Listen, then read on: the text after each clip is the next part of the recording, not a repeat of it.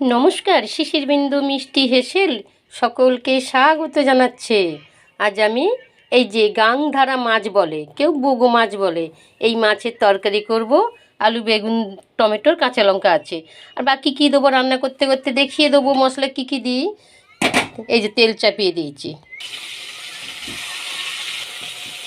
আদা, ধনে জিরে গুঁড়ো, লঙ্কার গুঁড়ো, নুন, হলুদ, সর্ষে পাউডার। এই তেলেই বেগুনটা ভেজে তুলে নেবো। আমার চ্যানেলটা সাবস্ক্রাইব করুন, ভালো লাগলে অবশ্যই একটা লাইক দেবেন। ফেসবুক থেকে দেখে থাকলে তাহলে অবশ্যই ফলো করবেন। কড়াইতে একটু তেল দিয়েছি, 5 ফোড়ন দিলাম, পেঁয়াজ দিই, পেঁয়াজের সঙ্গে আলুটাও নেড়ে নেবো। কাঁচা লঙ্কা, টমেটোর দিয়েছি, মশলাটা দিয়ে দিই। গ্যাস কমিয়ে 5 মিনিট ঢাকা দিচ্ছি, মশলা কষা হোক, আলু সিদ্ধ হোক। জল দেবো, ঝোল ফুটছে, মাছ বেগুন দেবো, চাপা দিয়ে 2 মিনিট ফোটাবো। আর এটা হয়ে গেছে। ধন্যবাদ। ধনে পাতাও দিয়েছি, দেখে নেবেন ভালো করে।